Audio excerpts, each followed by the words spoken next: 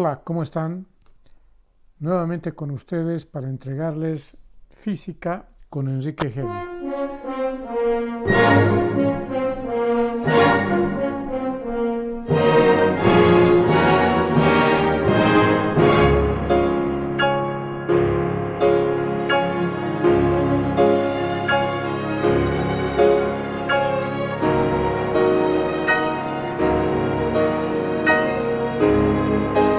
Ahora vengo con el capítulo de estática del medio continuo. En este video vamos a desarrollar las ideas acerca de lo que es el medio continuo y dos variables que usamos muy comúnmente para analizar este modelo matemático, la densidad y la presión. Adicionalmente vamos a establecer el principio de Pascal. El medio continuo es un sistema con muchas partículas que no tienen una forma propia. Si nosotros nos ubicamos en los tres modelos de la mecánica, tenemos la partícula, el medio continuo y el cuerpo rígido. Es precisamente el medio continuo que es, como les decía, un sistema de muchas partículas, pero que no tienen una forma propia. Este es el modelo que vamos a estudiar.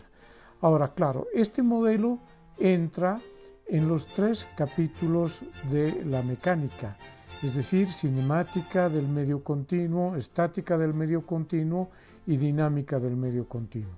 Ahora estamos analizando la estática, es decir, el equilibrio de los medios continuos.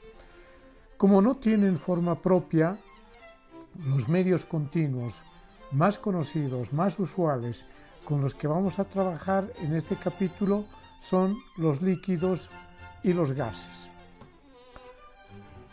Pasemos al concepto de densidad. Precisamente la densidad es la distribución de la materia, es decir, cómo está distribuida la materia en el espacio. Hay cuerpos que en un determinado espacio tienen mucha más materia que otros, entonces esos serán más densos. Por ejemplo, la diferencia entre la densidad del agua y la densidad del mercurio, ¿no?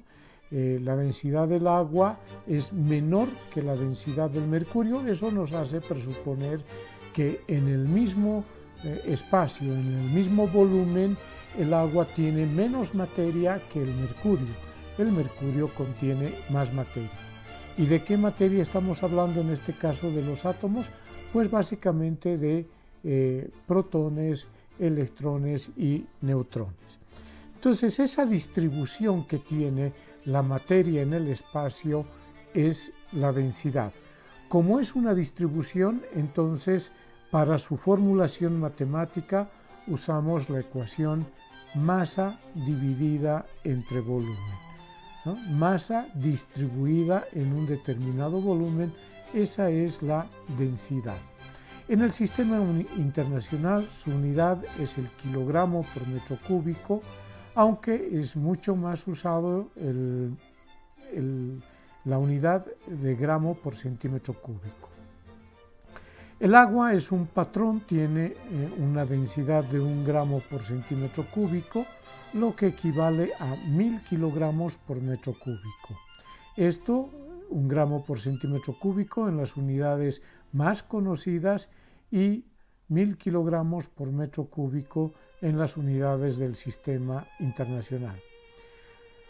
El agua, además, como es un referente, nos permite introducir el concepto de densidad relativa, es decir, la densidad relativa será la densidad del cuerpo dividida entre la densidad del agua. Fíjense que la densidad relativa está definida como el cociente entre dos densidades. Por lo tanto, si esta densidad está medida en gramo por centímetro cúbico y el agua también en gramo por centímetro cúbico, las unidades se van y la densidad relativa me queda simplemente un número. La densidad relativa, por lo tanto, es un número adimensional. Al despejar la densidad del cuerpo, pasamos a multiplicar la densidad del agua y la densidad relativa multiplicada por la densidad del agua ya será la densidad del cuerpo. Y dependiendo de cuál densidad, de cuál unidad usemos para la densidad del agua, entonces multiplicaremos ya sea por 1 o por 1000. Si multiplicamos la densidad relativa por 1, estaremos expresando la densidad del cuerpo en gramos por centímetro cúbico. Y si la densidad relativa multiplicamos por 1000, estaremos expresando la densidad del cuerpo en kilogramo por metro cúbico. Un principio muy importante en los medios continuos es el principio de Pascal, fundamentalmente en los líquidos. Si nosotros tenemos aquí una jeringa y un cuerpo que tiene unos orificios al que hemos llenado de un líquido, por ejemplo agua, al ejercer presión sobre esta jeringa, el líquido sale por todos los orificios que contiene esta esfera. Es decir, que un fluido transmite la presión en todas las direcciones. Por lo tanto, la diferencia fundamental entre sólidos y líquidos podemos establecerla en el hecho de que los sólidos transmiten fuerzas. Si yo al extremo de una vara le aplico una fuerza de 1 newton, en el otro extremo de esa vara también va a aparecer la misma fuerza de 1 newton. Pero en un fluido no se transmite la fuerza, se transmite la presión. Si yo a este pistón de la jeringa le transmito una presión de 5 newtons, de 5 pascales, entonces en cada uno de estos orificios va a aparecer una presión también de 5 pascales porque los líquidos transmiten las presiones. Esa es una de las principales diferencias entre sólidos y líquidos.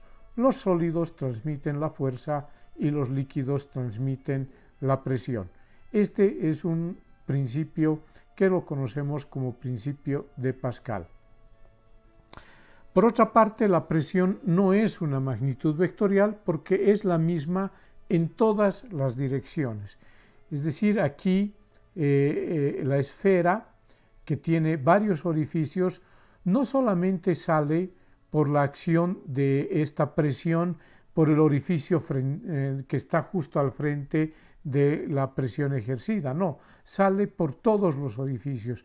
Por lo tanto, la presión no es una magnitud vectorial, es una magnitud escalar y se distribuye de igual manera en todas las direcciones.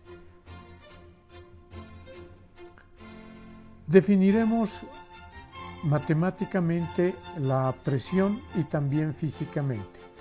Físicamente, la presión es la fuerza que ejercemos sobre una cierta superficie. Entonces, yo tengo aquí una superficie de área A y una fuerza que está aplicada a esta superficie. Pero no toda esta fuerza ejerce presión, porque solamente la fuerza perpendicular a la superficie, que en este caso será la fuerza multiplicada por el coseno del ángulo, esa fuerza es la que ejerce presión sobre la superficie. La otra componente es la componente tangencial que no ejerce presión.